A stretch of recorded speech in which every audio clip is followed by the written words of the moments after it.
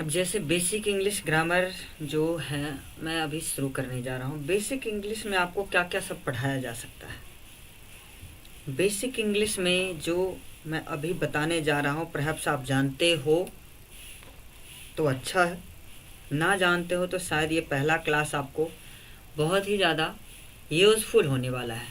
अब जैसे यहाँ पर मैं आपको बता दूँ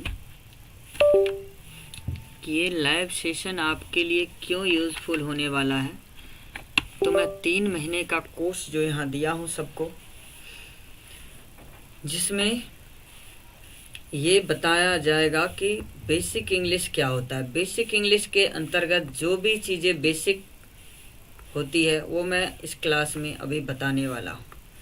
अब जैसे बेसिक में क्या क्या सब आ जाएगा, और ये अभी कन्फर्म मैं टाइम के आधार पर आप लोगों को अब बता दूंगा कि कौन कौन सा क्लास कितने कितने बजे मतलब से स्टार्ट होगा, ये सारा कुछ।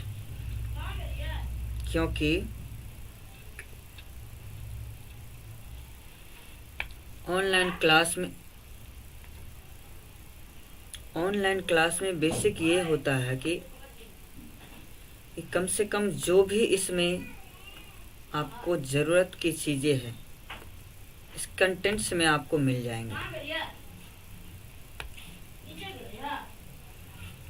कंटेंट्स की जो भी चीज़ें हैं, जैसे कि यहाँ पर स्पोकन इंग्लिश ग्रामर हो गया, व्हाट इज इंग्लिश ग्रामर के अंतर्गत क्या क्या सब बेसिक आता है वो सारा चीज़। तो यहाँ पर कंटेंट्स दिया हुआ है कि all negative words, main verbs 30 number page पे है। उसके बाद यहाँ पर दिया हुआ है कि WH क्वेश्चन।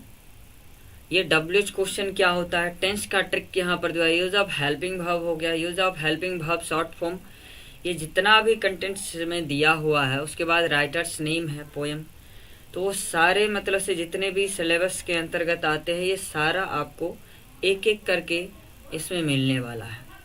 जो बेसिक में आता है ये क्या है सो समझिए।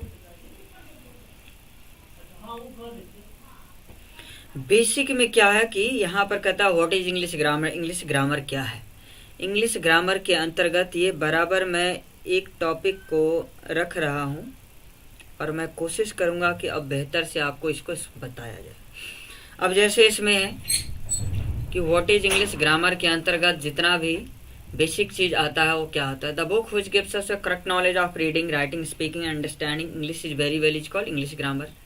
ऐसी किताब जो हमें अंग्रेजी अच्छी तरह पढ़ने, लिखने, बोलने और समझने का सही ज्ञान देता है उसे हम इंग्लिश ग्रामर कहते हैं। अब जैसे नेक्स्ट है इसमें काइंड्स ऑफ इंग्लिश ग्रामर, इसमें बेसिक की बात की गई है, तो एक एक चीज़ जो भी इसमें बेसिक होगा वो सारा चीज़ आपको मिलेगा। ऐसी किताब जो हमें अच्छी तरह अंग्रेजी पढ़ने, लिखने, बोलने और समझने का सही ज्ञान देता है उसे इंग्लिश ग्रामर कहते हैं। उसके बाद यहाँ पर है how many kinds of English grammar, English grammar के कितने काइंड्स होते हैं। इट हैज़ 5 काइंड्स, जिसमें से है ऑर्थोग्राफी, एटिमोलॉजी, सिंटैक्स, पंचुएशन और पोर्सोडी। ये 5 काइंड्स हैं। ये 5 काइंड्स के आधार पर आप बेसिक जितनी भी तरह की आती है, जैसे कि सबसे पहले आपको मैं पूछूं कि ऑर्थोग्राफी के अंतर्गत सबसे पहले आपने अगर बचपन से पढ़ा है इंग्लिश तो सबसे पहले क्या पढ़ा है, तो आप पढ़े होंगे लेटर, क्योंकि लेटर से पहले कोई फोनेटिक्स की भाषा आपको नहीं पता। फोनेटिक्स आप जब अच्छे जानने लगते हैं तब जा करके आपको वॉइस के बारे में बताया जाता है कि आवाज़ें जो है हमारे मुंह से जो निकलती है तो वो किस तरह का वोवेल और कैसे मतलब से कंसोनेंट, ये फोनेटिक्स में आपको बताया जाता है। लेकिन शुरू में हम उन चीज़ों को जान नहीं पाते या हमारे लिए उतना समझना बेहतर नहीं होता, इसलिए हम सीधे सीधे लेटर से शुरू करते हैं।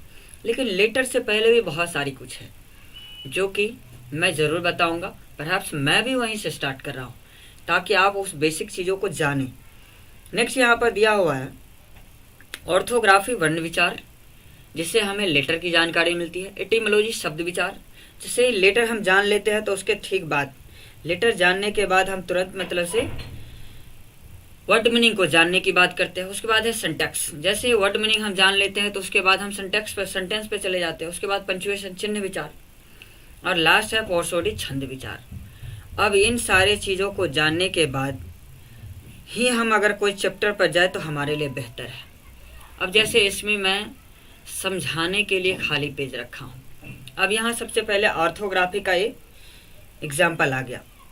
ऑर्थोग्राफी के अंतर्गत एग्जाम्पल यहाँ पर बताता है the branch of English grammar which is related to the letter. English grammar की वह शाखा जिसका संबंध किससे हो, जिसका संबंध वर्ण अक्षरों से हो, यहाँ पर दिया हुआ है। तो सबसे पहले हमको क्या गया, लेटर की जानकारी। लेटर में हम एक्सप्लेन करेंगे the smallest units of sound that can not be divided is called letter. अक्षरों की वे छोटी से छोटी इकाई जिन्हें हम बांट नहीं सकते। छोटी से छोटी इकाई का क्या मतलब होता है? छोटी से छोटी इकाई का मतलब होता है कि हम जब सबसे पहले लेटर अगर पढ़े हैं तो हमारे लिए सबसे छोटी इकाई लेटर ही है, क्योंकि हम इंग्लिश जब शुरू किए पढ़ना तो सबसे पहले हमने लेटर सीखा। यहाँ पर कहता है the smallest units of sound that can not be divided is called letter. अक्षरों की वे छोटी से छोटी इकाई जिन्हें हम बांट नहीं सकते उसे लेटर अक्षर कहते हैं। यहाँ पर लेटर कितने तरह के होते हैं, तो मैंने ए से जेड तक लिख दिया, छोटा बड़ा दोनों तरह के होते, तो ये आपको खूब पता होगा। तो यहाँ ए से जेड लिख दिया हो मैं, मतलब वो सारे बेसिक चीज़ों की जानकारी आपको इसमें मिल जाएगी जो आप खोज रहे होंगे। फिर जैसे यहाँ पर दिया हुआ है कि the branch kinds of letter, it has two kinds, capital letter small letter. ये लेटर दो तरह के होते हैं, जैसे यहाँ पर कैपिटल बड़ा एबीसीडी और छोटा एबीसीडी दोनों दिया हुआ है। उसके बाद दूसरा है how many types of letter usages in grammar. Grammar में लेटर को कितने भागों में बांटा गया है। ग्रामर में आपने इन लेटर को कितने भागों में बांट दिया है। अब यहाँ पर दिया हुआ है वॉवेल, कंसोनेंट, सेमी वॉवेल। उसके बाद है यूज ऑफ वॉवेल, स्वर वर्ण, ये 5 होते हैं।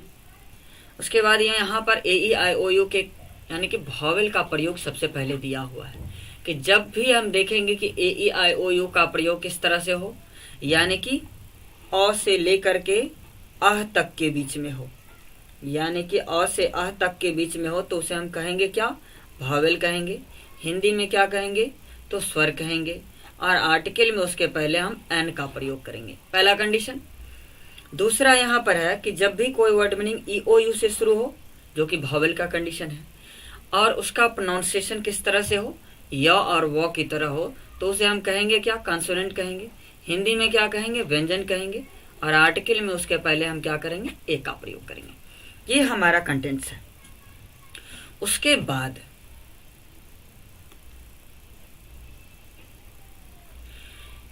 यहाँ पर आ गया कि जिसको मैंने रूल में सीधे मतलब से ट्रिक के आधार पर उसको बता दिया। ट्रिक का मतलब थोड़ा सा समझिए। हम कोई भी एग्जाम में अगर जाते हैं ना, या मान लीजिए कि हम अगर किसी रेस में ही जाते हैं, तो हमें पता होता है कि अगर कोई सामने वाला हमारे रेस में अगर है, तो हम रिच पॉइंट तक पहुंचने के लिए कोई ना कोई ट्रिक अपनाते हैं। जो कि ट्रिक्स का मतलब क्या होता है, ट्रिक्स का मतलब होता है मेरे अकॉर्डिंग धोखा देना। किसी को आप धोखा दे रहे हैं, वही होता है ट्रिक। अब जैसे किसी को बता करके अगर कहिएगा कि मैं मतलब से इस तरह का ट्रिक अपनाने वाला हूँ, तब तो आप बड़े ईमानदार हो गए। लेकिन ट्रिक का मतलब हो कि बेसिक जानकारी का मतलब अगर जो आप मन में है वो अगर आप बता देते हैं, तो आप ट्रिक्स का इस्तेमाल नहीं कर पाए। इसीलिए आगे बढ़ना हो तो अपना ट्रिक को जरूर से इस्तेमाल करें। तो यहाँ पर वॉवेल कंसोनेंट की बातें हो गई। नेक्स्ट इसमें है वही, तो मैं ट्रिक की बात कर रहा था, जो उसमें फिगर के आधार पर एनालाइज किया गया है, वही आपको यहाँ पर दिया गया है। किसके आधार पर, वही आपको यहाँ पर लाइन के आधार पर दिया गया है। जब कोई शब्द ए ई आई ओ यू से शुरू हो और उसका उच्चारण किस तरह से हो, वॉवेल की तरह हो, यानी कि अ से अह तक के बीच में हो, तो उसे वॉवेल का शब्द कहते हैं। और आर्टिकल में उसके पहले एन का प्रयोग करते हैं। एग्जाम्पल नेक्स्ट मिल जाएगा आपको। परंतु जब कोई शब्द ई ओ यू से शुरू हो और उच्चारण य और व की तरह हो, तो उसे कंसोनेंट शब्द कहते हैं। और आर्टिकल में उसके पहले ए का प्रयोग किया जाता है। फिर नेक्स्ट कहता है an apple, an elephant, an inkpot, an umbrella, an orange, यानी कि ये सारे जितने भी लिखे हुए हैं ये सब क्या है, वॉवेल, यानी कि ए ई आई ओ यू, ये जितना भी कंटेंट्स है सब वॉवेल से स्टार्ट है। और हमने उसके पहले क्या किया है, एन का प्रयोग किया है, यानी कि आपको इससे वॉवेल की जानकारी मिल जाएगी। नेक्स्ट है इसमें कि यूज ऑफ कंसोनेंट, तो यहाँ पर मैंने ए यू ओ ई, यानी कि useful book, one day match, European, इससे आपको ये पता चल जाएगा कि ये क्या है। अब नेक्स्ट है कि जब भी कोई वर्ड मीनिंग, यहाँ पर वॉवेल की बातें हो गई, उसी का कंसोनेंट का कंडीशन, कि जब भी यहाँ पर बताने का सेंस ये था कि जब भी कोई word meaning E O U से शुरू हो और उसका प्रोनाउंसिएशन कैसा दिखाई दे दे, य और वो की तरह दिखाई दे दे, तो आप समझ जाएंगे कि ये क्या है, कंसोनेंट है। और आर्टिकल में आप उसके पहले क्या करेंगे, यानी कि ये लेटर को समझने के लिए सबसे बेहतर तरीका है कि हम कैसे वर्ड मीनिंग को समझ पाएंगे कि ये लेटर में मतलब से वॉवेल है कि कंसोनेंट है या सेमी वॉवेल है। मैं तीनों तरह से इसको एक्सप्लेन करने वाला हूँ। नेक्स्ट यहाँ पर बता रहा है कि यूज ऑफ कंसोनेंट, कंसोनेंट को कैसे समझेंगे। व्यंजन वर्ण ये टोटल 19 होते, कहने के लिए 21 कह देते हैं, लेकिन रूल समझने के बाद ही आप उसके 21 कहेंगे। तो यहाँ पर B C D F G H J के लिए वी एक्स जेड इस सबसे शुरू हो और इसका प्रोनाउंसिएशन किस तरह से हो, क से लेकर के ज्ञ तक के बीच में हो, तो उसे क्या कहेंगे, कंसोनेंट कहेंगे। हिंदी में क्या कहेंगे, व्यंजन कहेंगे। और आर्टिकल में उसके पहले ए का प्रयोग करेंगे। मतलब अगर इन बेसिक चीज़ों की अगर नीड हो, आपको ज़रूरत हो, तो आप इसे ज़रूर, चाहे आपको स्क्रीनशॉट लेकर के हो, चाहे इसको आप डाउनलोड करके हो, कैसे भी इसे लिखते चले जाएंगे, क्योंकि मैं आज के बाद शुरू हो गया हूँ और परहैप्स ये ख़त्म नहीं होने वाला। मतलब जितना भी कंटेंट्स मेरे पास है, मैं एक एक का एक्सप्लेनेशन आपको देने वाला हूँ। तो इसमें जितना भी एक्सप्लेनेशन है वो सब आपको मिलने वाला है। अब जैसे ये कंसोनेंट का कंडीशन हो गया। अब कंसोनेंट में ही बहुत सारे कंडीशंस हैं। अब बहुत सारे कंडीशंस क्या सब आ सकते हैं, सो देख लीजिए। यहाँ पर अब बुक, पेन, पेंसिल है ना, ये सब दिया हुआ है। इसी का अगला कंडीशन क्या है, सो समझ लीजिए। यहाँ पर कहता है जब कोई एब्रिविएशन, एब्रिविएशन मतलब होता है संक्षिप्त अक्षर, जब कोई एब्रिविएशन संक्षिप्त अक्षर F H L M N R S X से शुरू हो और इसका प्रोनाउंसिएशन कैसा हो, इसका प्रोनाउंसिएशन अ से लेकर के अह तक के बीच में हो, आह नहीं होता है बल्कि अह होता है, तक के बीच में हो तो उसे वॉवेल शब्द कहते हैं। और आर्टिकल में हम उसके पहले क्या प्रयोग करेंगे, आर्टिकल में उसके पहले हम एन का प्रयोग करेंगे। लेकिन इसी में कंडीशन है कि जब भी कोई वर्ड मीनिंग किससे स्टार्ट हो, इसके अलावा जितने बच जाते हैं उनसे। जैसे यहाँ पर देख लीजिए, पहले एग्जांपल NSDO है, NMLA है, NNCC है, NFCI है, आप NNCC भी दे सकते हैं, NNCC नेशनल कैडेट कोड, इस सब का वॉवेल की तरह। लेकिन एक कंडीशन भी है यहाँ पर कि of food corporation of India, यानी कि FCI का फुल फॉर्म दे दिया है, मेंबर लेजिस्लेटिव असेंबली दे दिया है। उसके बाद में यहाँ FCI food corporation of NCC national credit code, यानी कि यदि जैसे ही ये दिखाई दे आपको कि नाउ ये N जो है, अगर हम नेशनल लिखेंगे, नेशनल तो 9 से स्टार्ट हो जाएगा, लेकिन N लिखेंगे तो N हम किस तरह से लिखेंगे, वॉवेल की तरह लिखेंगे। फिर यहाँ पर अगर आप फूड अगर लिखिएगा तो फ की तरह लिख दीजिएगा, लेकिन सीधे F लिखिएगा तो किस तरह से लिख दीजिएगा, AFF।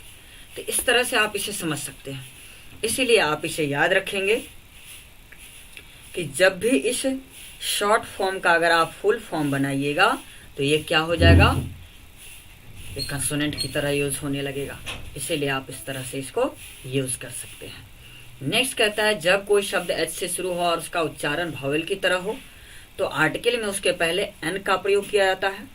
An hour, an honest man, N honourable person, इस तरह से आप इसके पहले हम क्या प्रयोग कर सकते हैं, एन का प्रयोग कर सकते हैं। लेकिन यही याद रखिए कि यदि इसका प्रोनाउंसिएशन दूसरे और किस तरह से आ जाए, यदि इसका प्रोनाउंसिएशन ह की तरह हो, जैसे आप लिखिएगा अ हेन,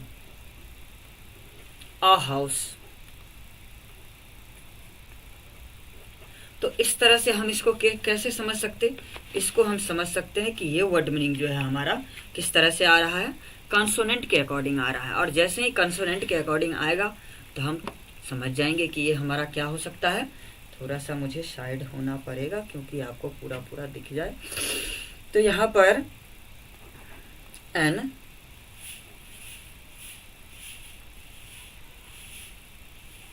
नहीं, ए हाउस, ए हॉर्स,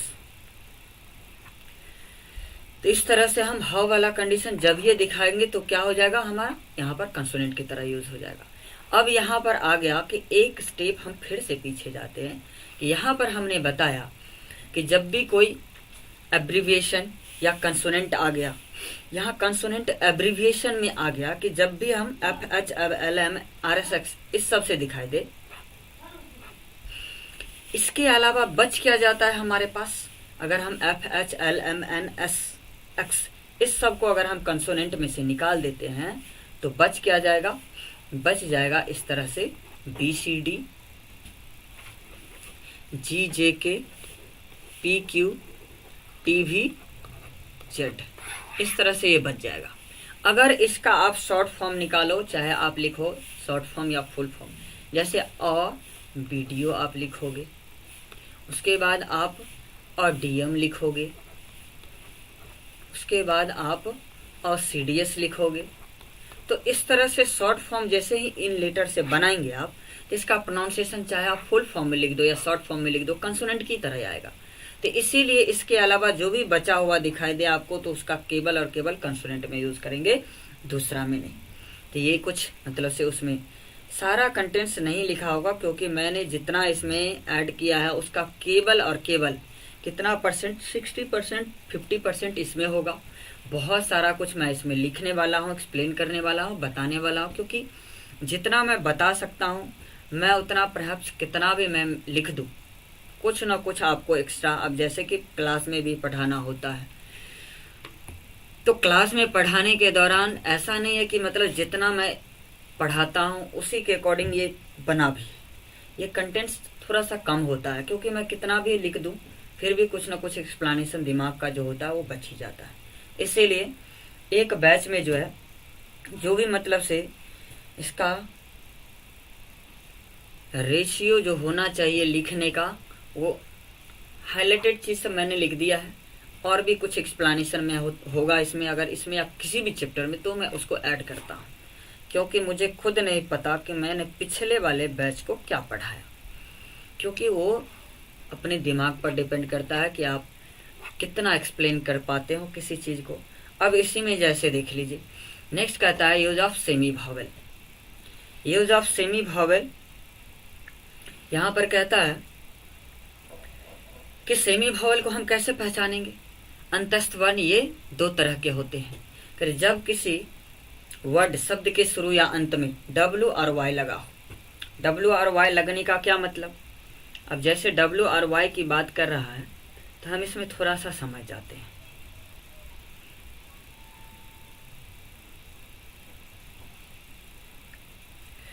कि W और Y की बात जब ये करते हैं कि जब किसी शब्द के शुरू या अंत में W और Y लगा हो, यदि शुरू में लगा हो तो उसके ठीक बाद भावेल होना चाहिए, और यदि अंत में लगा हो तो उसके ठीक पहले भावेल होना चाहिए। ऐसे कंडीशन अगर देखेंगे तब हम समझ जाएंगे कि ये जो है ये क्या हो सकता है, ये हमारा भावेल हो सकता है, सेमी भावेल। अब सेमी भावेल में क्या मतलब से कैसे हम इसको पहचान सकते, तो इसके लिए आपको यहाँ पर देखना होगा कि इसके अंतर्गत जो भी मतलब से, मुझे थोड़ा देखना पड़ जाता है कि मतलब से सही से वीडियो एडिट हो रही है, चल रही है या नहीं। ये तो यहाँ पर दिख रहा है कि जब कोई शब्द के शुरू या अंत में W और Y हो, यदि शुरू में W और Y हो तो उसके ठीक बाद TO2 लिखा गया है, उसके ठीक बाद भावेल होना चाहिए, और यदि अंत में W और Y लगा हो तो उसके ठीक पहले भावेल होना चाहिए। ऐसे शब्द को हम क्या कहेंगे, सेमी भावेल वर्ड कहेंगे। एग्जाम्पल सामने है आपके, एग्जाम्पल में दिया गया है यहाँ पर yellow, boy, try, dry, tomorrow, study. तो इसमें आपको ये भी दिखाई दे रहा है कि जैसे यहाँ पर दिया हुआ है कि B से शुरू है, मैंने अभी आपको BCDFGH JKLM PQRST VXZ सबसे रिलेटेड जितना भी दिखाई दे, तो आपको मैंने अभी बताया है कि इस सबसे रिलेटेड जैसे ही आपको दिखाई देगा तो हम समझ जाएंगे इसमें कि ये जो है हमारा बेसिक का एक चीज़ तो इसमें पता चल रहा है कि बाकी जितने भी वर्ड मीनिंग है सब में मैंने इससे पहले भी बताया कि BCDFGH JKLM PQRST VXZ इस सब से अगर शुरू हो और इसका प्रोनाउंसिएशन किस तरह से हो, कंसोनेंट की तरह हो। तो यहाँ पर देख लीजिए, अगर हम टुमोरो लिखते हैं तो इसमें एक कंडीशन आया है कि टुमोरो तो लास्ट में एक डब्ल्यू है और उसके ठीक पहले भावेल है। यहाँ अभी अभी मैंने बताया था कि B C D F G H J के लिए इस सब से शुरू हो और उसका प्रोनाउंसिएशन कैसा हो, कंसोनेंट की तरह हो, तो वो कंसोनेंट वर्ड मीनिंग हो जाएगा। इसका मतलब ये वर्ड मीनिंग हमारा कंसोनेंट भी हो गया और क्या हो गया, सेमी भावेल वर्ड भी हो गया। तो ऐसे हम, लेकिन रूल जो कह रहा है ना उसको समझेंगे, इसीलिए कोई कोई सीधे सीधे कह देता है 21 कंसोनेंट होते हैं, लेकिन थोड़ा रूल समझना भी बेहतर होता है, क्योंकि जूनियर क्लास अगर जैसे कि कोई सीनियर स्टूडेंट होते हैं, सीनियर मतलब ऑनर्स वाले होते हैं, तो उसको ज़रूरत होती है होम ट्यूशन वगैरह पढ़ाने की। अगर आपको बेसिक की जानकारी नहीं रहेगी तो आप कैसे सीबीएसई वाले बच्चे को पढ़ाएंगे। तो इसीलिए ये बेसिक जानकारी आपको होना, क्योंकि उसके किताब में मैंने देखा है ये भावेल, कंसोनेंट, सेमी भावेल, वैसे आगे चल करके आप जैसे सीनियर हो जाते हैं तब उतना नहीं आपको ये सब दिखाई देता, केवल भावेल और कंसोनेंट यही दो दिखाई देता है, लेकिन आपको जानकारी में होनी चाहिए। तो यहाँ पर DRY ड्राई लिखा हुआ है, वाई से पहले हमने क्या कर दिया, आर को लिख दिया, जो कि कंसोनेंट है, जो कि इसको एक्सप्रेस करता है कि ये कंसोनेंट है। टोटल इसका भी प्रयोग यहाँ पर देखिए। अब कहिएगा कि अब सेमी भावेल है, तो पहचानने के लिए ये रूल मैंने बताया है ताकि आप बेहतर पढ़ा सकें, क्योंकि अपना हिसाब है कि मेरे द्वारा पढ़ाया गया मास्टर बन सकता है, और मास्टर बनने के ही बाद कोई जॉब दे सकता है आपको, समझ गए। तो यू हैव 2 ऑप्शंस, अगर आप या तो मास्टरी कर लो या तो आप जॉब कर लो। तो ये बेसिक नहीं, अब एक एक चैप्टर का ऐसा एक्सप्लेनेशन आपको मिलने वाला है। बस मैं आज टाइम अनाउंस कर दूंगा यूट्यूब पर ही, कौन सा टाइम आएगा, कब आएगा, कैसे क्या आएगा। अभी मैं ऐसे ही डेमो क्लास दे रहा हूँ और ये 3 महीने तक चलने वाला है। 3 महीने तक आपको जितना भी चैप्टर पढ़ना है मेरे से लाइव सेशन में आकर के चैट कर सकते हो, बात कर सकते हो और मेरे से कह सकते हो कि ये चैप्टर में ये प्रॉब्लम है, मैं फुल्ली सॉल्यूशन देने वाला हूँ। क्योंकि कोई भी चैप्टर ऐसा है नहीं जिसमें क्वेश्चन आप पूछ ले और उसका सॉल्यूशन आपको ना मिले मेरे से। तो यहाँ पर आई एम ऑफ वा लिखा हुआ है, वाई से पहले भावेल, इसलिए हमने यहाँ पर क्या किया, ए लिख दिया। इसका मतलब आई एम ऑफ वा, बचपन से ये सेंटेंस हम पढ़ते आए, इसका मतलब हमें ये पता चल रहा है इससे कि ये जो है हमें इन चीज़ों को एक्सप्रेस कर रहा है कि सेमी भावेल के पहले भी आर्टिकल में क्या लगते हैं, ए का ही प्रयोग करते हैं। बस इससे हम सेमी भावेल को पहचान गए। अब नेक्स्ट हमारा क्या हो सकता है सो समझिए। नेक्स्ट है यहाँ पर लेटर। अब यहाँ पर कहता है लेटर जो है संख्या में 26 है। हेलो, आ रहे क्लास ले रहे, अभी थोड़ा देर आ रहे। हाँ, तो यहाँ पर मतलब से लेटर संख्या में कितने हैं, 26 है। फिर कहता है alphabet, a group of letters in English is called alphabet, यानी कि अक्षरों के जो समूह है अल्फाबेट अंग्रेजी वर्ण वाला में, उसे क्या कहते हैं, अल्फाबेट कहते हैं। यहाँ पर यही डेफिनेशन दिया हुआ है। नेक्स्ट दिया हुआ है कि एटिमोलॉजी, जैसे हम लेटर के बारे में जितनी भी जानकारी थी, अब इससे ज़्यादा जानकारी आपको लेटर के बारे में भावेल, कंसोनेंट, सेमी भावेल से बेहतर और क्या हो सकती है। तो परहैप्स अगर आपके भी दिमाग में कुछ चल रहा हो कि हाँ ये भी इसमें जुड़ना चाहिए, क्योंकि मेरे से तो जितना जुड़ा लेटर के बारे में मैंने लिख दिया। अब यहाँ पर वर्ड मीनिंग के बारे में है। यहाँ पर एटिमोलॉजी कहता है the branch of English grammar which is related to the word. English grammar की वह शाखा जिसका संबंध शब्दों से हो। और ये सारा जितना भी चीज़ मैं बताने जा रहा हूँ ये सारा चीज़ फ्री ऑफ कॉस्ट है, तो इसे आप पढ़ सकते हैं आराम से। और 3 महीना में ये लाइव सेशन फ्री होने वाला है, और सारा जो टाइम है मैं 2-2, 4-4 घंटा का क्लास इस पर आने वाला हूँ। और मुझे बस आप लोग लाइक करो, सब्सक्राइब करो, ताकि मैं भी थोड़ा सा नाम कमा सकूँ, क्योंकि दरभंगा में जो नाम है वो तो है ही। चाहता हूँ कि अपने चैनल पर भी थोड़ा बहुत नाम कमा लूँ, देखते हैं मेरे से। फिर यहाँ पर कहता है एटिमोलॉजी में, तो इसका हो गया कि इंग्लिश ग्रामर की वह शाखा जिसका संबंध शब्दों से हो। अब शब्द की बात जब ये किए तो हमें वर्ड मीनिंग की, यहाँ पर ये जो लिखा हुआ है ये वर्ड मीनिंग का डेफिनेशन हमें आना चाहिए। तो यहाँ पर कहता है a group of letter that express a meaningful word is called word. English grammar की वह शाखा मतलब से यहाँ पर कहता है समूह जिसका एक मतलब निकले। अब जिसका एक मतलब नहीं हो वो कभी वर्ड मीनिंग हो ही नहीं सकता, है ना। शब्दों का एक ऐसा, यहाँ पर वर्ड है एक अर्थपूर्ण, यहाँ पर लेटर का एक ऐसा समूह जिसे एक अर्थपूर्ण शब्द का बोध उसे वर्ड कहते हैं। यहाँ पर यू को हमने क्या कर दिया, 3 पार्ट में बांट करके ऐड कर दिया, U O U, Y O U. तो यू मतलब तुम होता है, कोई बुक मतलब किताब, BOO के। तो 4 लेटर को आप जोड़ने के बाद आपको एक मतलब निकलता है, इट इज कॉल्ड वर्ड। अब यहाँ पर सिंपल सी बात है ये। यहाँ पर नेक्स्ट हम आ जाते हैं पार्ट्स ऑफ स्पीच। अब जैसे कोई भी आप कहीं भी पढ़ने के लिए जाते तो सीधे सीधे आपको बता दिया जाता है क्या, बेसिक इंग्लिश ग्रामर आप किसी से भी बचपन से सीखते आ रहे हैं, क्या, पार्ट्स ऑफ स्पीच। लेकिन मैं नहीं मानता इस बात को। मैं कहता हूँ कि बेसिक जब भी आपको शुरू करना हो तो व्हाट इज इंग्लिश ग्रामर से करो, और लेटर के बारे में पहले जानो, उसके बाद वर्ड मीनिंग के बारे में, उसके बाद सेंटेंस के बारे में, और उसके बाद पंक्चुएशन जो चिन्ह लगता है उसके बारे में। 5 सेंटेंस जो खत्म हो जाते हैं उसके बाद भी आप कोई चैप्टर पढ़े तो शायद बेहतर है। अब यहाँ पर कहता है parts of speech, the functions of a sentence is divided into different parts, each of them is called parts of speech. यहाँ पर कहते हैं वाक्य के आधार पर शब्दों को कितने भागों में बांटा गया है, 8 भागों में, जिनमें से हर एक को पार्ट्स ऑफ स्पीच कहते हैं। तो आप कहीं भी जाते हैं तो सीधे सीधे रिकमेंड करते हैं, सर 0 इंग्लिश पढ़ाते हैं, sir A to Z English पढ़ाते हैं, ये सारी बातें आप बोलते हैं। मैं किसी को ना नहीं बोलता, मैं सीधे हाँ ही बोलता हूँ, क्योंकि इसमें उन सारे क्वेश्चंस का आंसर मिल जाता है जो मैं बता रहा हूँ, इसीलिए मैं किसी को ना नहीं बोलता। अब यहाँ पर कहता है kinds of parts of speech, it has 8 kinds. ये 8 काइंड्स क्या होते हैं, तो noun, pronoun, adjective, verb, verb, preposition, consonant, interjection, ये 8 काइंड्स होते हैं। और इसके अंतर्गत जो आप पढ़ते हैं ओनली वर्ड मीनिंग पढ़ते हैं। नाउन में आप नाउन के, अब ये नाउन भी मैं पढ़ाऊंगा तो आपको बहुत ही बेहतर तरीके से पढ़ाऊंगा। अब जैसे नाउन जो होते हैं ना 3 तरह के होते हैं। किस तरह के, पहला होता है ट्रेडिशनल इंग्लिश ग्रामर के अकॉर्डिंग नाउन, उसके बाद है ओल्ड इंग्लिश ग्रामर के अकॉर्डिंग नाउन, और उसके बाद है मॉडर्न जो हम अभी पढ़ते हैं उसके अकॉर्डिंग। तो ट्रेडिशनल के हिसाब से 5 काइंड्स होते हैं, उसके बाद में मॉडर्न ये ओल्ड इंग्लिश ग्रामर के अकॉर्डिंग 3 होते हैं, और मॉडर्न जो हम अभी पढ़ रहे हैं उसके अकॉर्डिंग ओनली 2 होते हैं। तो इन सारे चीज़ों की जानकारी आपको दी जाएगी, और एक एक बेसिक की वो जानकारी आपको मिलेगी जो कि वीडियो में बहुत कम सुनने को। ऐसा नहीं मैं कभी कहता कि मेरे इतना जानकार मिलेगा ही नहीं, नहीं, ये बातें गलत है।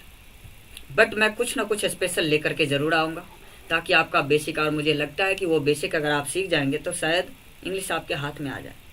और यही बेसिक के आधार पर मैं आपको बता दूंगा, you are ready to reading, writing, speaking.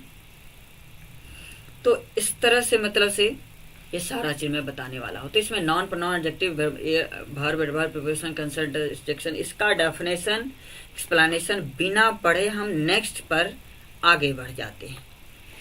फिर यहाँ पर आ जाता है हम सिंटैक्स, क्योंकि हम वर्ड मीनिंग के बारे में क्या समझ गए, वर्ड मीनिंग के बारे में समझ गए कि एक 8 काइंड्स है, उन्हीं में से आता है। नेक्स्ट इसमें है कि the branch of English grammar which is related to the sentence, English grammar की वह शाखा जिसका संबंध किससे हो, सेंटेंस से हो। अब सेंटेंस की बात हो गई, तो सेंटेंस यहाँ पर कहता है कि sentence group of word that express a meaningful sentence is called sentence, यानी कि शब्दों का एक ऐसा समूह होना चाहिए जिसका एक मतलब निकले। अब इन्हीं चीज़ों को मैं डिजिटल बोर्ड पर भी एक्सप्लेन करके आप लोगों को भेजने वाला हूँ, और ये सारा चीज़ मतलब से यहाँ पर भी सामने में सारा कुछ मैं एक्सप्लेन कर रहा हूँ। तो दोनों पर संभव है, इस पर थोड़ा सा ज़्यादा स्मूथ, ज़्यादा अच्छा सा कंटेंट मतलब से कंटेंट्स आपके पास चला जाता है। तो मैं सोचता हूँ मेरा चेहरा तो ऐसे ही फ़ोटो में आप देख लोगे, कोई दिक्कत नहीं है कि मैं ही BM यादव हूँ, और मैं वो सारी इन्फॉर्मेशन आपको देने वाला हूँ जो आपको चाहिए। यहाँ पर कहता है इंग्लिश में वर्ड्स का ऐसा समूह जिसे एक अर्थपूर्ण सेंटेंस का बोध हो से सेंटेंस कहते हैं। Kinds of sentence, it has 5 kinds, ये 5 ही तरह के सेंटेंस होते हैं, और परहैप्स इस सेंटेंस की जानकारी आपको बिल्कुल होनी चाहिए। इसमें कहता है कि असर्टिव सेंटेंस सकारात्मक वाक्य, इंट्रोगेटिव सेंटेंस प्रश्नसूचक वाक्य, इंपेरेटिव सेंटेंस आदेशसूचक वाक्य, ऑप्टेटिव सेंटेंस, ऑप्टेटिव मतलब होता है कामना सूचक वाक्य, और एक्सक्लामेटरी सेंटेंस का मतलब होता है विस्मयादि बोधक वाक्य। अब इसमें असर्टिव क्या होता है, इंट्रोगेटिव क्या होता है, इंपेरेटिव क्या होता है, ऑप्टेटिव क्या होता है, एक्सक्लामेटरी क्या होता है, ये सारे इन्फॉर्मेशन आपको मिलने वाली है। अब जैसे यहाँ पर नेक्स्ट कहता है असर्टिव सेंटेंस इंग्लिश में।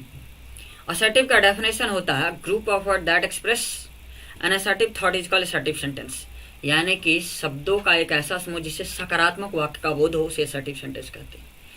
इसका स्ट्रक्चर होता है, यानी कि यहाँ पर एक नोट होना चाहिए कि हम असर्टिव को पहचानेंगे एक्चुअल में कैसे।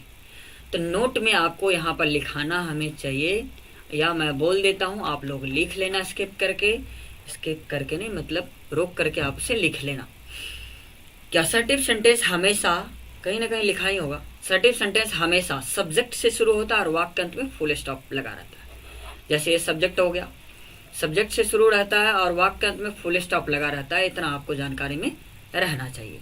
यहाँ पर सब्जेक्ट है तो सब्जेक्ट में क्या सब आ सकता है, तो टेबल ऑफ केस में बताने वाला हूँ, मतलब एक एक नंबर की बातें इसमें होने वाली है। अब जैसे यहाँ पर सब्जेक्ट क्या सब आ सकता है, तो I, we, you, he, she, it, singular noun, plural noun, we, you, they, plural noun, जो भी आएगा सब ये सब्जेक्ट के रूप में आएगा। हेल्पिंग वर्ब हमारा क्या सब हो सकता है, तो हेल्पिंग वर्ब टोटल 24 होते हैं। 24 में जितना भी do, did, is, am, are, was, were, has, have, had, can, could, may, might, shall, must, should, to, ought, to, need, here, ये टोटल मेरा क्या हो सकता है, हेल्पिंग वर्ब। एक एक का एक्सप्लेनेशन मैं बताने वाला हूँ। नेक्स्ट है इसमें मेन वर्ब। मेन वर्ब जो भी हम अपने दैनिक जीवन में काम करते हैं, काम, गो, राइट, प्ले, ये सारा मेन वर्ब हमारा आ सकता है। नेक्स्ट कहता है ऑब्जेक्ट। ऑब्जेक्ट में क्या आ सकता है, तो आई का मी, वी का अस, ही का हिम, सी का हर, इट का इट, दे का देम, है ना, सिंगुलर नाउन, प्लूरल नाउन, ये सब आ सकता है। और कोई पॉजिटिव एडजेक्टिव के साथ भी जुड़ करके सब्जेक्ट और ऑब्जेक्ट दोनों रूप में आ सकता है। ये मैं टेबल ऑफ केस में एक एक करके आपको बताने वाला हूँ, क्योंकि ये सारा चीज यहाँ पर देख लीजिए आपके सामने में आ गया।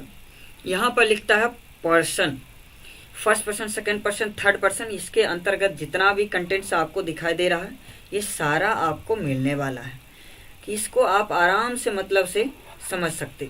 अब जैसे यहाँ पर दिया हुआ है कि फर्स्ट पर्सन, यहाँ सेकंड पर्सन है और यहाँ थर्ड पर्सन है, तो फर्स्ट पर्सन के अंतर्गत यहाँ पर नॉमिनेटिव केस में आई, मी, माइन, माइन, माई सेल्फ, यानी कि nominative, objective, positive adjective, positive pronoun और रिफ्लेक्सिव प्रोनाउन, ये इतना से ज़्यादा आपको नहीं आना। बाकी प्रोनाउन वगैरह सब में भी आपको ये सब पढ़ाया जाएगा, लेकिन यहाँ पर इतना जानकारी होना जरूरी है कि कौन आपका सब्जेक्ट आ सकता है, कौन ऑब्जेक्ट आ सकता है, सारा कुछ। तो कुछ ट्रिक समझिए। ट्रिक ये है कि ये नॉमिनेटिव केस का लाइन जितना भी यहाँ पर दिखाई दे रहा है ना, इसका प्रयोग आप केवल और केवल कहाँ कर सकते हैं, सब्जेक्ट के रूप में, दूसरा जगह नहीं। दूसरा यहाँ पर दिया हुआ ओ फॉर ऑब्जेक्ट, और ऑब्जेक्टिव केस का प्रयोग आप कहाँ कर सकते हैं, केवल और केवल सेंटेंस के अंत में, यानी कि ऑब्जेक्ट के रूप में। उसके बाद ये जितना भी my, our, your, his, her, its, their जितना भी दिया हुआ है, इसका प्रयोग आप वाक्य के शुरू में करें या अंत में करें, दोनों साथ और कर सकते हैं। लेकिन ये अपने साथ एक चीज स्पेशल लाना भूलता नहीं, जैसे एक नाउन हमेशा इसमें लगा रहेगा, जैसे my brother, our teacher, your brother, your father, तो इस के बाद आने वाले नाउन के अकॉर्डिंग ही हमारा वर्ब आएगा। जैसे माय ब्रदर रहेगा तो एक भाई हो गया, अब माय ब्रदर्स रहेगा तो बहुत सारे भाई हो गए, तो इसलिए प्लूरल वर्ब।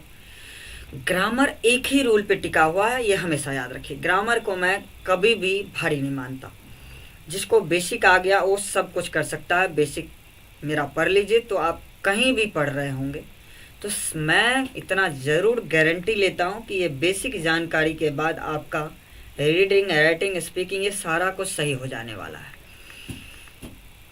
तो सब्जेक्ट यहाँ पर हेल्पिंग वर्ब, मेन वर्ब और ऑब्जेक्ट, ये जो भी है यहाँ पर मैं बता रहा हूँ कि ये जितना भी माय, आवर, योर जितना भी है, इस सब का प्रयोग आप वाक्य के शुरू में भी कर सकते हैं।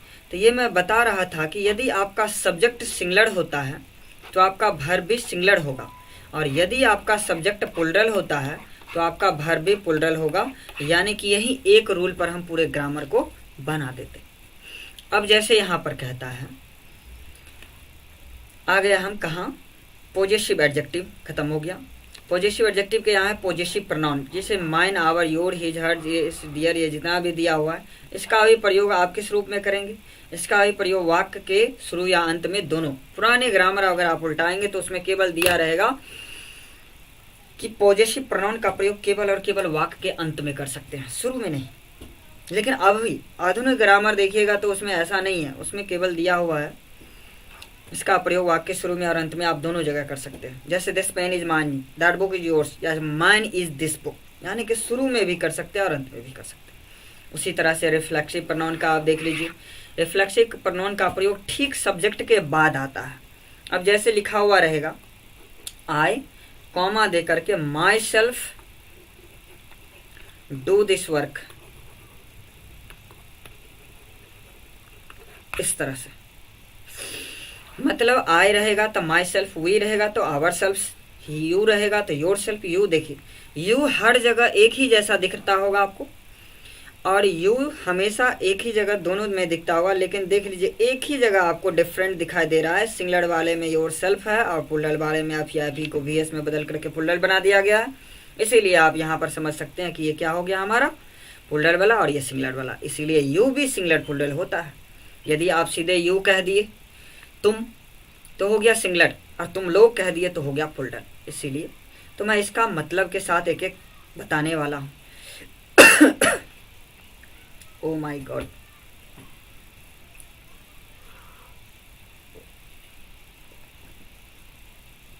नेक्स्ट इसमें है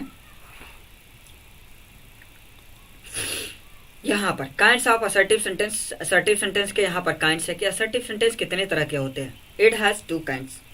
एक अफर्मेटिव होता है, देखते हुए कि बराबर आपको लिखाते होंगे अगर क्लास में, तो अफर्मेटिव टू निगेटिव ऐसे लिखा देता है, असर्टिव टू निगेटिव इस तरह से लिखाता है।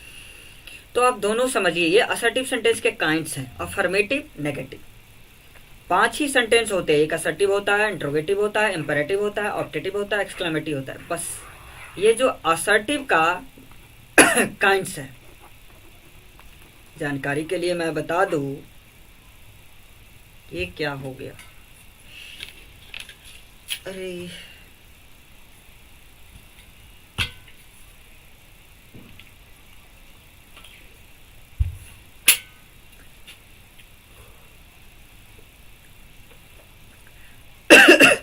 यहां पर बता रहा है कि अफर्मेटिव सेंटेंस सकारात्मक वाक्य, नेगेटिव सेंटेंस नकारात्मक वाक्य। Kinds of assertive sentence, it has 2 kinds. यहाँ पर अफर्मेटिव सेंटेंस सकारात्मक वाक्य, नेगेटिव सेंटेंस नकारात्मक वाक्य। अब काइंड्स के अकॉर्डिंग इसका एक्सप्लेनेशन यहाँ पर दिया हुआ है कि negative sentence a group of word that express a negative thought is called negative sentence. Affirmative के बारे में यहाँ पर अफर्मेटिव सेंटेंस जो लिखा हुआ है, यहाँ पर दूसरे कुछ लैंग्वेज में यहाँ पर लिखा गया है, उसको थोड़ा समझिएगा कि यहाँ पर जो लिखा हुआ है ये इन चीज़ों को एक्सप्रेस कर रहा है कि ये कहता है कि अफर्मेटिव सेंटेंस असर्टिव के समान होता है, यानी कि सेम एज लैक। यहाँ पर के समान लिखना चाहिए था, ये दूसरा लैंग्वेज में चेंज हो गया, के समान होता है, इस तरह से। तो नेक्स्ट यहाँ पर नेगेटिव का डेफिनेशन ही डायरेक्ट दिया गया है, क्योंकि दोनों एक जैसे होते हैं, उसमें भी subject, helping verb, main verb, object, एक फुल स्टॉप।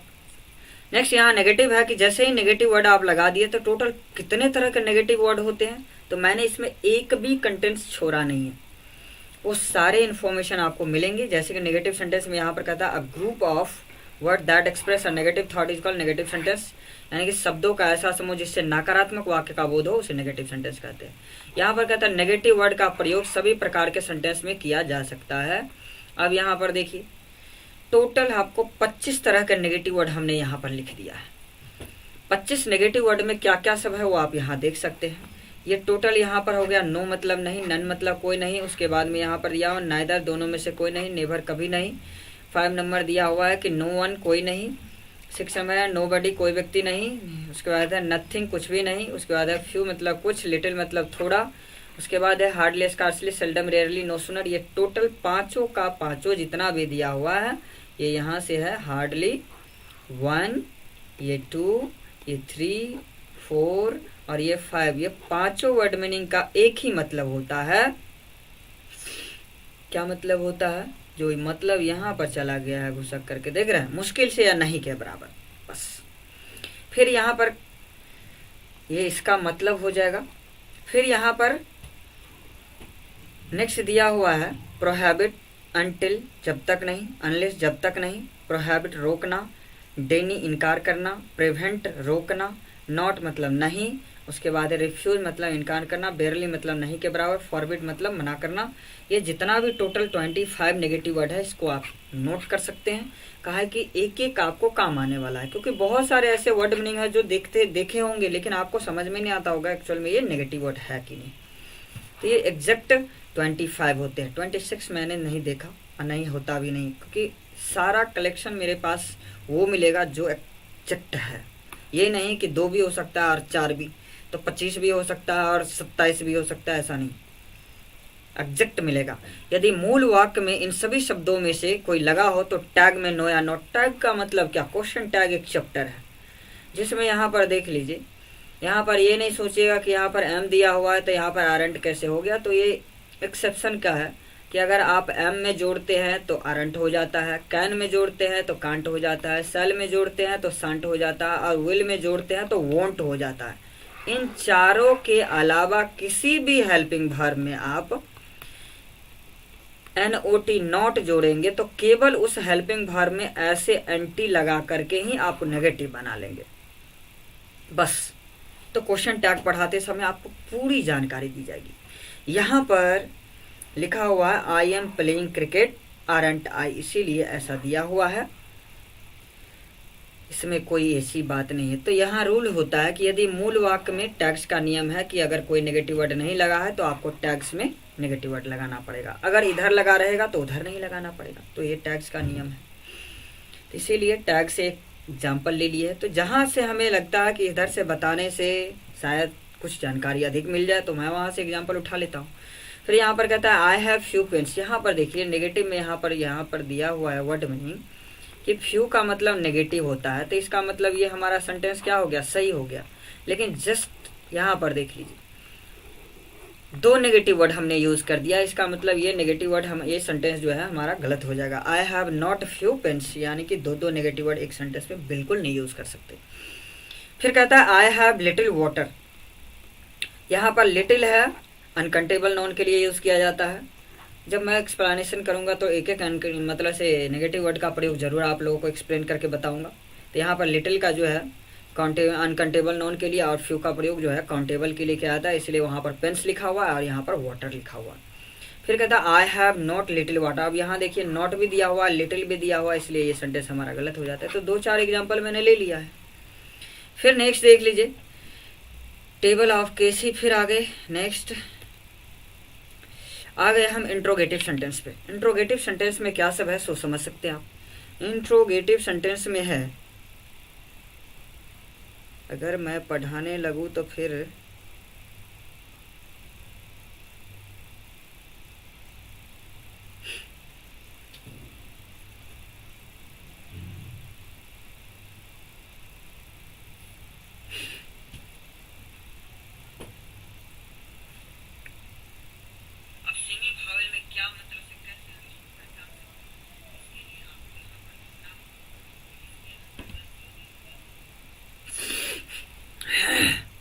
अब इसमें है interrogative sentence. Interrogative sentence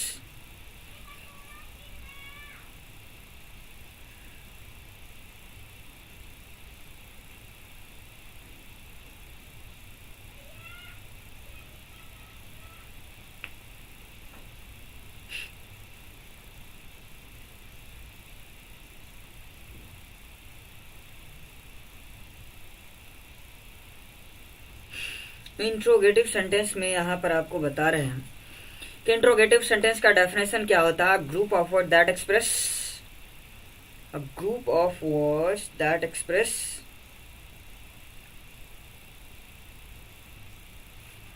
that ask a question is called interrogative sentence. Interrogative sentence का ये क्या हो गया, ये डेफिनेशन हो गया। इंग्लिश में वर्ड्स का ऐसा समूह जिससे एक अर्थपूर्ण वाक्य का बोध हो उसे इंट्रोगेटिव सेंटेंस कहते हैं। अब यहाँ इसका स्ट्रक्चर हो जाएगा helping verb, subject, main verb, object, बस थोड़ा सा इसमें चेंजिंग है, बाकी कंटेंट्स उतना ही है जितना इसमें उसमें था। अब जैसे देख लीजिए मेरे फिगर पर आपको लगता होगा जैसे कि मतलब से जो होता है ना ठंडी मौसम का वो क्या बोलते हैं उसको,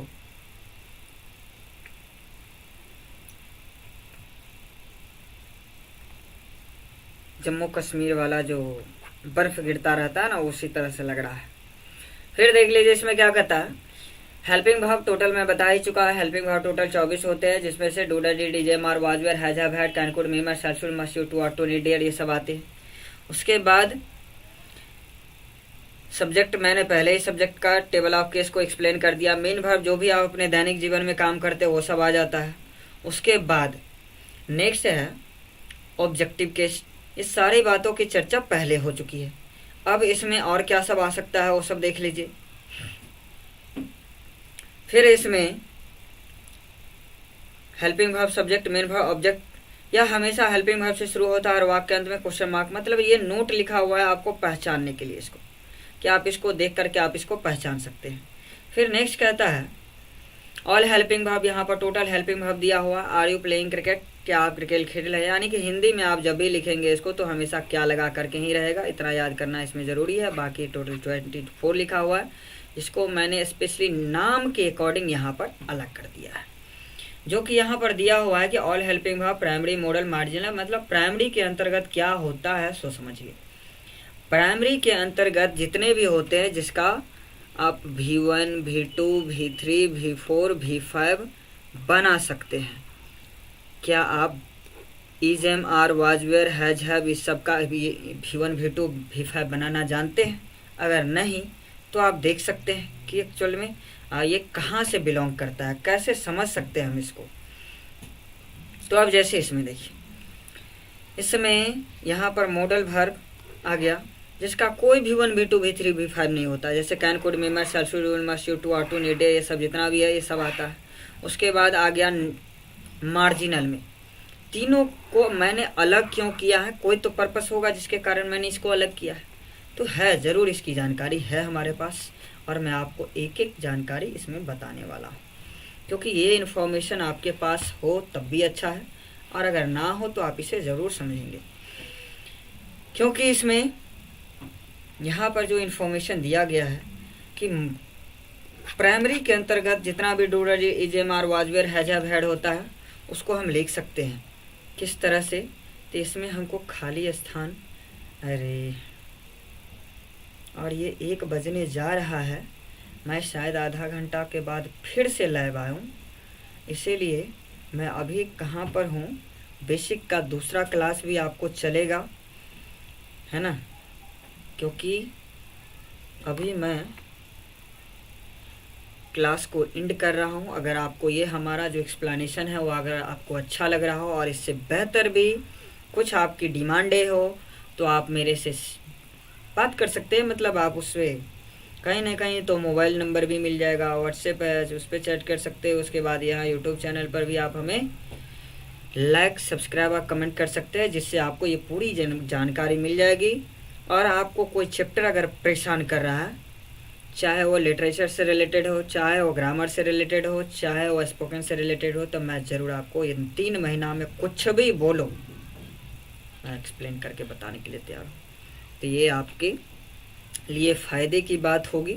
परहैप्स मैं इसमें ये मेरा मोबाइल नंबर दिख रहा है कि नहीं, 8862940466 है, जिस पर आप मुझे मैसेज भी कर सकते। यही मेरा फेसबुक अकाउंट नंबर भी हो गया 8862940466, और इस पर मुझे कमेंट भी कर सकते। अब जैसे कि और यूट्यूब पर भी तो आप हमें लाइक, शेयर, सब्सक्राइब ये सब कर सकते हैं, ताकि मैं आपको कोई भी तरह का इसमें प्रॉब्लम, आपको इशू दिखाई दे तो मैं उसका सॉल्यूशन करूँगा। आप लोग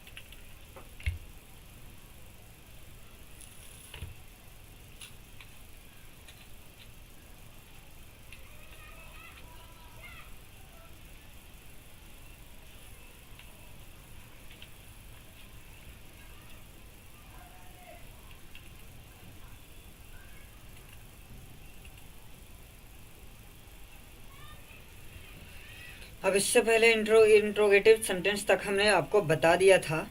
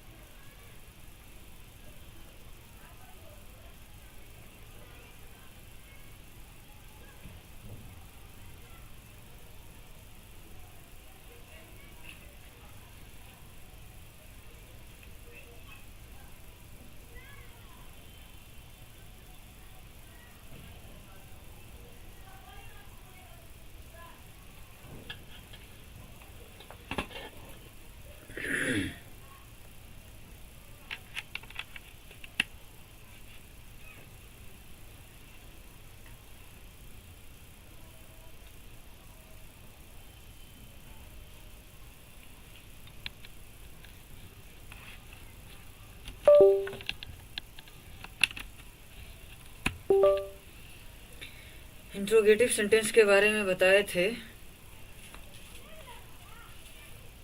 कि इसके अंतर्गत जितने भी हेल्पिंग वर्ब है, सारे हेल्पिंग वर्ब को हम किस तरह से V1, V2, V3, V4, V5 में बना करके हम दिखा सकते हैं इसमें।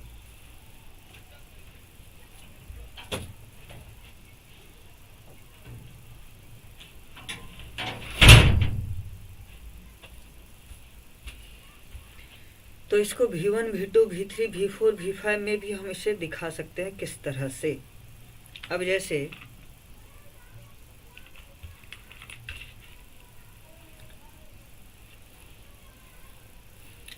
ये हेल्पिंग वर्ब के अंतर्गत जितना भी do, does, did, is, am, are, was, were, has, have आता है, ये सब का प्रयोग हम किस तरह से हेल्पिंग वर्ब के रूप में करते हैं। अब जैसे देखिए, मेरा कहने का तात्पर्य यहाँ पर ये है कि हम किसी भी हेल्पिंग वर्ब को किस तरह से लिख सकते हैं।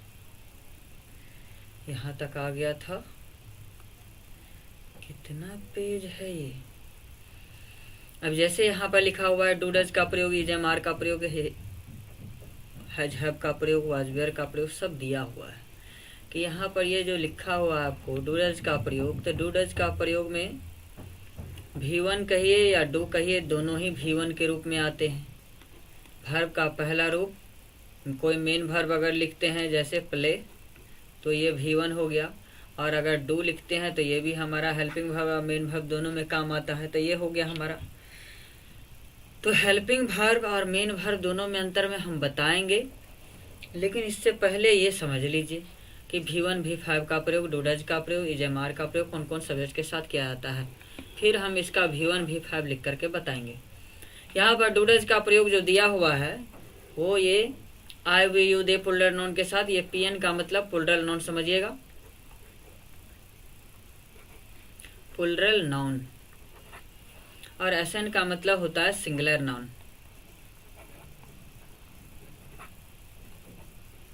ये दोनों आपको याद रखना पड़ेगा। बाकी सब देख लीजिए। ही, शी, इट सिंगुलर नाउन के साथ हम डज का प्रयोग, V5 का प्रयोग, ये टेंस पढ़ते समय आपको एक एक बताया जाएगा। नेक्स्ट यहाँ पर as of, is, am, are, is, am, are का प्रयोग यहाँ पर देख लीजिए। इज का प्रयोग he, she, it singular noun के साथ, आई के साथ एम का प्रयोग, और we, you, they plural noun के साथ आर का प्रयोग। यहाँ पर इज का प्रयोग he, she, it singular noun के साथ हो गया, आर का प्रयोग we, you, they plural noun के साथ हो गया, और जितना भी है आई के साथ एम का प्रयोग इस तरह से। नेक्स्ट कहता है यूज ऑफ हैज, हैव का प्रयोग, हैज का प्रयोग he, she, it singular noun के साथ हैज का प्रयोग, और we, I, we, you, they plural noun के साथ हैव का प्रयोग। तो इस तरह से यूज ऑफ वाज, वेयर का प्रयोग यहाँ पर दिया हुआ है कि वाज का प्रयोग I, he, she, it singular noun के साथ वाज का प्रयोग, और we, you, they plural noun के साथ वर का प्रयोग। अब यहाँ पर थोड़ा समझिए। अब देखूं मैं यहाँ पर पेज है कि नहीं है। तो यहाँ पर देखिए V1, V2, V3, V4, V5। अब जैसे हम यहाँ पर डू लिखते हैं, यहाँ पर डज लिखते हैं, यहाँ पर डिड, यहाँ पर डिड हो जाएगा और यहाँ पर डन, ये हो जाएगा डूइंग और ये हो जाएगा डज। इस तरह से हम V1 V5 V2 लिख सकते हैं। इसके बाद B का रूप होता है क्या? B का ही रूप होता है, जैसे M को और R को आप कहाँ पर लिख दीजिए? V1 में। उसके बाद was को और were को, इन दोनों को आप लिख देंगे V2 में। और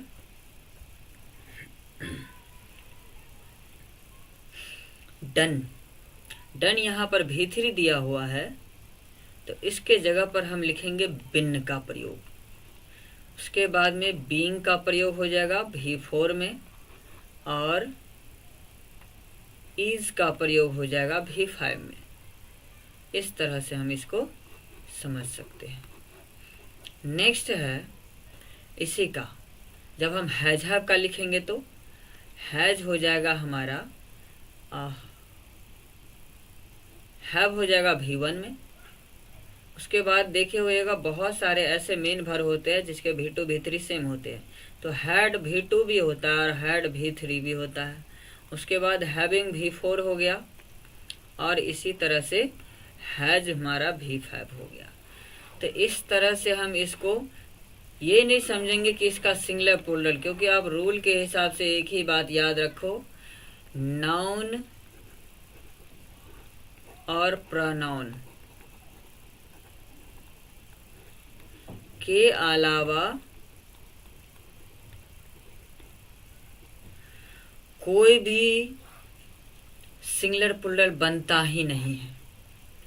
ये नहीं समझिएगा कि ये डू हो गया सिंगुलर, ये प्लूरल, और ये डज हो गया सिंगुलर, कभी नहीं। क्योंकि ऐसा अगर रहता तो यहाँ पर आप सोच लीजिए कि अगर हम मतलब से आई के साथ डू लिखते हैं और आई हमारा सिंगुलर है, तो ऐसा नहीं है। हमें एग्जैक्ट पता होना चाहिए कि किन सब्जेक्ट के नंबर पर्सन के साथ किसका प्रयोग करते हैं, तभी जा कर के आप इसको याद रख सकते हैं। इसीलिए मैंने एक एक का प्रयोग यहाँ बता दिया है। फिर यहाँ हैज हैव का प्रयोग है। हैज का प्रयोग ही सीट सिंगुलर नाउन के साथ और हैव का प्रयोग आई विद द प्लूरल नाउन के साथ। फिर यहाँ पर देखिए वाज वेयर का है, तो I he she it singular noun के साथ वाज का प्रयोग और we with the plural noun के साथ वेयर का प्रयोग। उसके बाद नेक्स्ट है S N singular noun, do not, ये शॉर्ट फॉर्म यहाँ पर आ गया। डू प्लस नॉट डोंट हो जाएगा, डज प्लस नॉट डजंट हो जाएगा, डिड प्लस नॉट डिडंट हो जाएगा, इज प्लस नॉट इजंट हो जाएगा। उसके बाद यहाँ पर देखा एम प्लस नॉट आरंट हो जाएगा। उसके बाद है प्लूरल नाउन में आर प्लस नॉट आरंट हो जाएगा, was plus not wasn't, weren't, hasn't, haven't, hadn't. इस तरह से हम इसको समझ सकते हैं। उसके बाद है can plus not can't, could plus not couldn't. उसके बाद may plus not mayn't, shall plus not shan't और should plus not shouldn't, will plus not won't. इस तरह से फिर कहता है would plus not wouldn't, must plus not mustn't, use to plus not usedn't, और टू प्लस नॉट ऑटंट, और need plus not needn't, dare plus not daren't. इस तरह से WH word, helping verb, subject, main verb. अब यहाँ पर आकर के हमको एक और चीज़ की जानकारी होनी चाहिए, ये है टोटल WH क्वेश्चन की, कि इंट्रोगेटिव में ही आपको WH वर्ड की पूरी जानकारी होनी चाहिए। अब WH क्वेश्चन का क्या कंडीशन है? WH क्वेश्चन और इसको question bank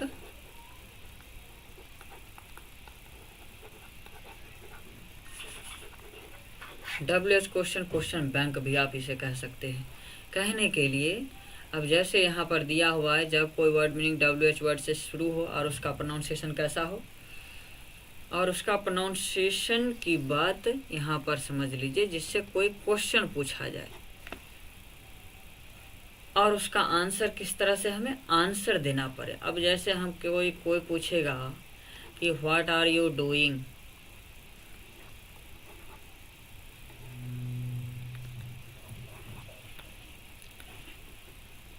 what are you doing here, तुम यहाँ क्या कर रहे हो। अब यहाँ पर प्रेजेंट कंटिन्यूअस का वाक्य है, WH वर्ड पार्ट लगा हुआ है, तो हमें यहाँ पर आंसर ज़रूर देना पड़ेगा इसका कि मैं यहाँ पर क्या कर रहा हूँ। तो इसी तरह से टोटल WH वर्ड का एक एक का एक्सप्लेनेशन होता है, ताकि आप उसको समझ सके कि एक ही WH वर्ड, जैसे व्हाट है 3 प्रयोग है, वाई है इसका भी 2 प्रयोग है, व्हेन है, एक एक WH वर्ड मीनिंग का 2 प्रयोग, 3 प्रयोग होता है। अब जैसे यहाँ पर WH क्वेश्चन है, हर एक WH वर्ड अपने आप में एक क्लॉज कंजंक्शन के रूप में भी आता है और जिसका एक असर्टिव कंडीशन भी बनता है। तो हर WH वर्ड का ये केवल आप उत्तर जानते होंगे कि जब ये WH वर्ड है तो इसका मतलब है हम उसके बारे में जाने कि एक्चुअल में ये WH वर्ड क्या है। लेकिन सच मायने में आपको जानना पड़ेगा कि WH क्वेश्चन का 2 तरह से प्रयोग होता है, एक असर्टिव कंडीशन होता है, एक WH क्वेश्चन। कैसे? ये जितना भी तरह का WH वर्ड में है, जैसे कि व्हाट हो गया, व्हाट, वेयर, हु, होम। अब यहाँ कौन जो है, कहाँ जहाँ है, किसको किनको है, किसका किसकी है, कितने हैं। उसके बाद में व्हाई मतलब क्यों, व्हेन मतलब कब जब, कहाँ से जहाँ से, व्हिच मतलब कौन किस जिससे, व्हेंस कहाँ से जहाँ से, हाउ मतलब कैसे। ये जितने भी तरह के कंडीशंस आपको दिखाई दे रहे, ये सारे तरह के, ये हर तरह के आपको WH क्वेश्चन में आने वाले हैं। अब इसमें यहाँ पर देख लीजिए, how far, how deep, how long, how near, how old, how long, how tall, how high, how wide, how clever, how fat, how dull, how honest, how brave, how great, how intelligent, how thin. ये सब जो है, जैसे ही आप how में adjective लगा दीजिएगा उससे रिलेटेड वर्ड मीनिंग बन जाएगा। उसके बाद यह है व्हाट प्लस नाउन, कौन सा, कौन सी, कौन से, कौन कौन, क्या क्या, ये सब वर्ड मीनिंग WH वर्ड का है। उसके बाद WH word plus else, what else, where else, how else, why else, ये सब वर्ड मीनिंग आपको याद रखना है। फिर when else, which plus noun plus else, यानी कि व्हिच वाला कंडीशन में हमेशा एक नाउन उसके साथ आएगा, ये याद रखिएगा। सिंस व्हेन का मतलब होता है कब से, जब से। इसका प्रयोग या तो प्रेजेंट परफेक्ट कंटिन्यूअस में या तो पास्ट परफेक्ट कंटिन्यूअस में ही प्रयोग किया जाता है, क्योंकि आप फ्यूचर में सिंस का प्रयोग नहीं करते, बल्कि सिंस के जगह आप फॉर, फ्रॉम का प्रयोग करते हैं। यहाँ पर हो गया WH word, helping verb, subject, main verb, object. What is your father, तुम्हारे पिताजी क्या है, ये अगर समझ गए। इसमें अब क्या है तो हमें आंसर देना पड़ेगा। तो जिसमें सीधे सीधे YES या नो का आंसर दे देना पड़ जाए, जैसे कि अगर कोई पूछेगा आपसे कि मैं स्कूल जा रहा हूँ, तो आप सीधे सीधे तौर पर उसे बोलेंगे। अगर कोई बोलेगा I go to school, I go to school, तो आप बोलेंगे यस या नो। 1 2। आई डू नॉट, क्या मतलब से, I do not go to school. अगर इस तरह से रहेगा तब भी आप बोलेंगे YES नो, यानी कि इसका भी उत्तर आप यस नो में देंगे। इंट्रोगेटिव में रहेगा तो कह देगा सीधे do you go to school, question mark, तब भी इसका आंसर क्या होगा, यस कॉमा नो।